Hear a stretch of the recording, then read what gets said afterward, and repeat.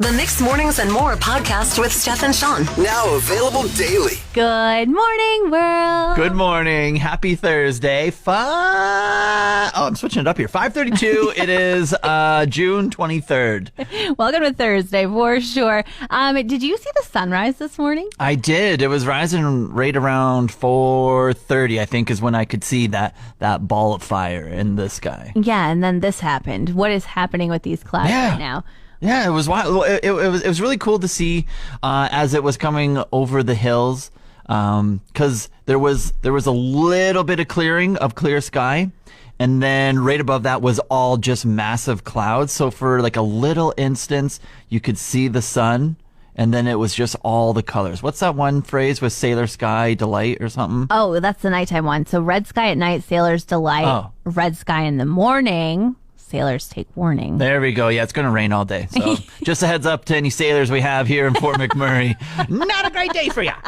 Traffic circles, roundabouts, hot topic of discussion. I posted yesterday, and we talked about it on the radio.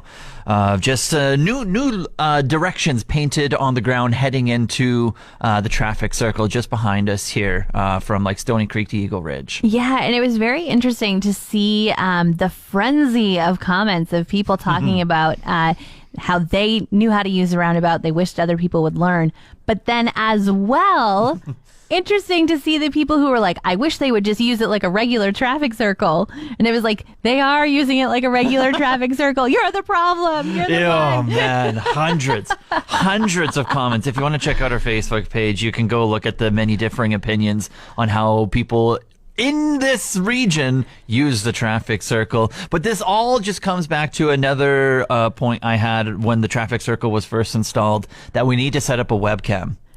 For the traffic circle, because it is constant entertainment. I honestly think you could become a regular influencer and get paid for that feed if you put it up. Like, people would be like, oh yeah, absolutely, I want to advertise on your channel. Everybody's watching this. It's ridiculous. And you know what else the traffic circle could be used for? What? If there's ever a collision, they could just go to the webcam and see who's at fault.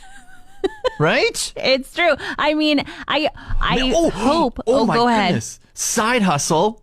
I just put up my own traffic circle, and then I advertise it. Hey, if you ever get in a collision and you're not at fault, come to me. I'll sell you the footage.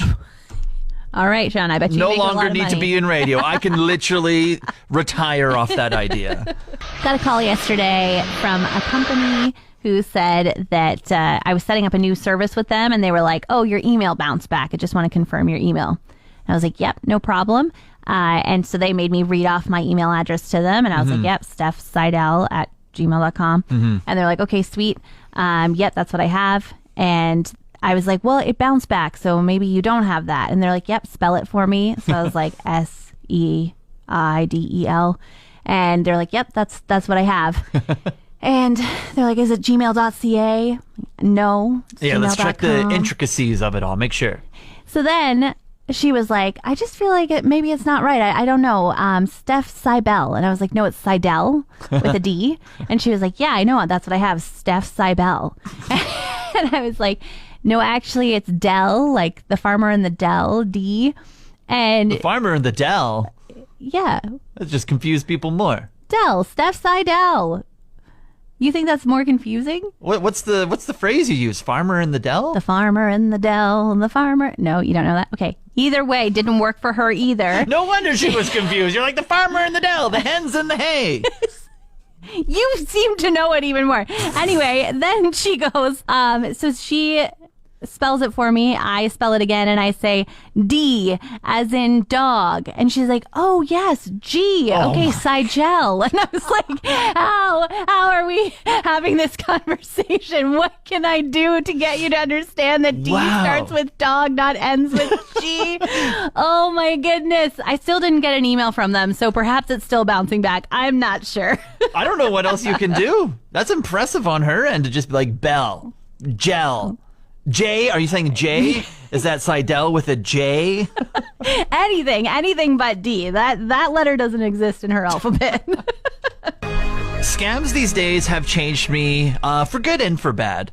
For good, because I'm always on edge, and I feel like I'm never going to knock on wood, I'm never going to get scammed. Wow. Or I say that out loud. Yeah, that's a big promise. Okay. But also for times like yesterday when my brother texted me with a new number and he didn't let me know that he got a new number. All he said, a text came in and said, what address are you living at now?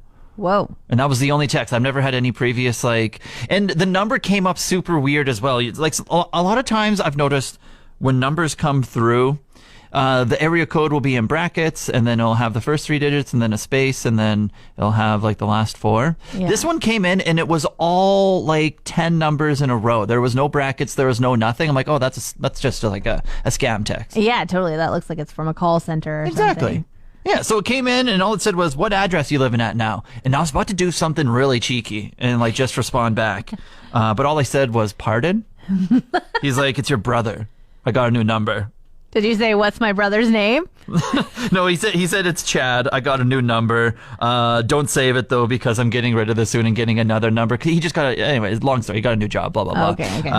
But he's just like, hey, just a heads up. I just need to. And then we started chatting brotherly things. I was like, okay, we're good here. Okay. But it was just like I was so on edge, and I was just like, whew. Thank goodness I didn't say something really bad.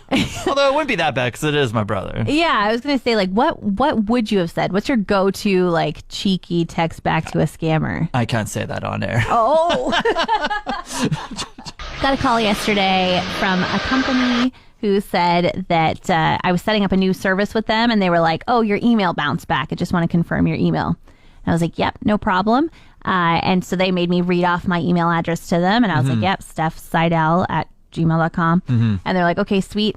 Yep, that's what I have. And I was like, well, it bounced back, so maybe you don't have that. And they're like, yep, spell it for me. So I was like, Seidel.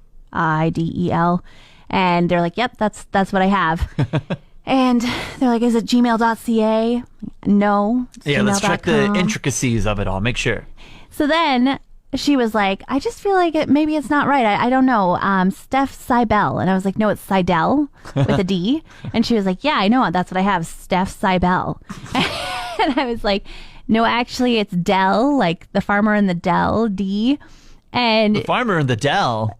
yeah, That just confused people more. Dell, Steph Seidel. You think that's more confusing? What's the phrase you use? Farmer in the Dell? The farmer in the Dell, the farmer. No, you don't know that? Okay. Either way, didn't work for her either. No wonder she was confused. You're like the farmer in the Dell, the hens in the hay. You seem to know it even more. Anyway, then she goes, so she spells it for me. I spell it again and I say D as in dog. And she's like, oh yes, G. Okay, Seigel. And I was like, how are we having this conversation? What can I do to get you to understand that D starts with dog, not ends with G? Oh my goodness. I still didn't get an email from them, so perhaps it's still bouncing back. I'm not sure. I don't know what else you can do. That's impressive on her end to just be like Bell, Gel. J, are you saying J? Is that Seidel with a J? Anything but D. That letter doesn't exist in her alphabet. When I was growing up, my parents redid their kitchen with like a bunch of wallpaper and this fruit border and stuff. And there were a lot of accessories you could get for your kitchen that matched that aesthetic. Okay. You could get like a paper towel holder, and you could get even like plates, like Corelle dishes that matched your wallpaper. This was your childhood growing up right here? Yes. Everything in the kitchen matched? Yes. Oh. And one thing that matched as well was this cutting board. Okay. But it was made of glass, which is a very strange concept. When you're cutting dinner, you know, you have that nice sound of the chop. Yeah. But when you're cutting dinner on a glass cutting board, it sounds awful. Yeah. Probably why those aren't around anymore. Yeah, like think nails on a chalkboard, but you're doing it on purpose with a knife on a glass cutting board. And so I remember this cutting board, and it was always the last one to come out of the drawer. Like if everything else was dirty, you'd be like, okay, fine, I guess I'll use this. I really want to cut this hot dog up or something. And as a kid, okay, that's what I thought. Yes, Shawn, where would you cut a hot dog up? On a plate? I'd rather use my teeth than use that glass cutting board. I'd just rather be like, oh, you want some of that hot dog? And you just bite it off with your teeth and spit it on their plate. But that's just me. Spit it on their plate. Sounds very nice of you. We're very close to my family. We're very civilized in mine. Anyway, I'm making a quilt and I needed a cutting board. And I was going to buy one the other day and just like, it slipped my mind. And then I was in Dollarama and they had one there. It has nice measurements on it. And I was like, I'll just grab this one. This is great. Then I got it home and I took it out of the package and my childhood memories returned as I saw that this cutting board was made out of glass and you're supposed to use a rotary cutter on it. So it's just like this metal wheel rolling along glass. Oh my gosh. Did you try it out? Yes. You did? Well, what else? You can't return anything to the dollar store. I would just go buy another one. Post it on Marketplace. I don't know. Get rid of it. Would anyone like to buy this glass cutting board after I've just given it such a glowing review? My American husband is becoming a Canadian next week. Oh, congratulations. Welcome to Canada, finally. Thank Even though you. you've been here for a decade. 8 years, yeah. So we finally got our notification for our citizenship ceremony. But in like the packet of what they send you with the Zoom link because of pandemic things, it also says that on camera, you have to cut up your permanent resident card. Oh. Which seems crazy right now with the passport wait times. You can fake that so easily, by the way. What? Fake cutting up the card? Yeah. This seems a little too official to be talking about. It seems a little illegal with forging something. documents But here. if you didn't want to do it, I'm just saying you could fake it. Well, anyway, we do have plans to cut up the card, but it did say in the document that, like, however, if you have travel coming up soon, the passport wait times are a little longer than normal, and you still have to apply for a Canadian passport. Yeah. So perhaps you might like to move your citizenship ceremony. Oh. And it was like, absolutely not. We've waited 8 years for this. You've postponed this for 8 years. We are getting this done as fast as we can. Exactly. So I think that he can still travel with the American passport. He's going to be fine. It does seem pretty crazy, though. And so I guess the question is, since I've been seeing so many articles about Vancouver and passport wait times, like, how long are we going to be without a Canadian passport for this Canadian citizen we're making next week? Yeah, I wonder if anyone listening right now has been through passport stuff recently. 780-791-1037. Yes, I was listening from radio. You're talking about your passport. Congratulations on your citizenship. Thank you so much. I got my citizenship in February. I applied my passport in March. I got it yesterday. Congratulations on your citizenship as well. Thank you. That is so fun. So February till now, and you had to apply for a brand new one, right? Yes, I had to apply a brand new one. Regular passport processing time is 9. They say it is about more than 9 weeks. So I got it yesterday. Okay, so they were pretty accurate then. That's right. Wow. All right. Thank you so much for letting me know. What's your name? My name is Martin. Martin, thanks for calling and congrats. Welcome to Canada. I'm sure you've been here for years, but excited that you're a citizen now. Yes, I'm excited. I've been here for 7 years. All right. Love hearing that, man. Congratulations. All right, congratulations. Enjoy your Canadian citizenship. Woo! Thank you. We're talking about passport wait times because my husband is about to apply for his first ever passport. But I was chatting with someone the other day who said they mailed their passport in December. Mm-hmm. They put their travel date as like April 18th. Yeah. And they still don't have it back. In June right now? Yeah. Is it? There's two types, right? There's the renewal and then filling out the whole process again, right? What were they going for? I didn't ask. I mean, I would assume since they are Canadian and in their 30s that they've probably had a passport before and are just renewing. But yeah, I mean, you never know. If you let it expire, though, then you have to go through the whole process. You're kidding. Yeah. So if you let it expire within a certain time frame, you have to do it all over again. And so I've been seeing, you posted this or on the Facebook page, and a couple people have been messaging again saying the renewal is quick, but whether it's your first time filling it out or if you're going through the whole process again, sounds like it could take half a year. Yeah. And I've actually been seeing as well some articles coming out of Vancouver that people are saying they're camping out overnight from when the passport closes. The day before, and they're actually paying other people to wait in the line for them so that they can go to work or do whatever and then just show up for their passport appointment to try and get these things renewed so that they can travel to where they're headed. That's a side hustle I could get down with, a line filler. I mean, we get off early here. If people want me to wait. I don't know what Fort McMurray lines are like at Service Canada or whatever, but if you want me to wait in line, I will definitely do that for a fee. Just bring your zero gravity chair. Absolutely. Snacks. If it's going to be a nice day like this weekend, Friday, Saturday, like 20s, yes, please. When I first moved here, it was right after the fire, and I remember driving down Franklin, and there was a man sitting on a park bench, and I made eye contact with him, and he smiled and waved, and I thought, wow, what a friendly place to live. Aw. You still friends with the guy? I didn't get out and meet him, but I'm sure if I saw him again, he would smile and wave for sure. Fair enough. But I have loved, as the years have gone on and continuing to be in Fort McMurray and just making this place such a wonderful community and meeting so many people. And it's so great to be back out in person and running into folks like at National Indigenous Peoples Day, just seeing, I forgot how many people I knew, really. And I'm so thankful for how welcoming people have been. And I actually met a lady this week who is just here visiting. Her husband's working out on site, so she came up to hang out with him for a bit. And she has never been here before.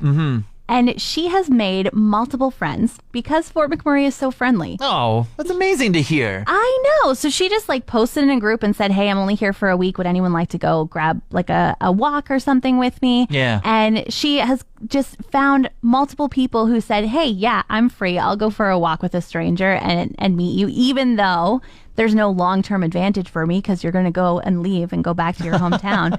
I just want to give a big applause to this beautiful, friendly city that, 6 years on of my time living here, it's still the same place of people reaching out and welcoming others and being willing to take a chance on a stranger to give your afternoon away. Really cool. Yeah, I think that definitely speaks a lot to where we live right now. And I think on your new friends part, to put yourself out there just randomly, it sounds like a little, but it can take a lot just to be like, hey, does anyone want to be my friend for a couple days here?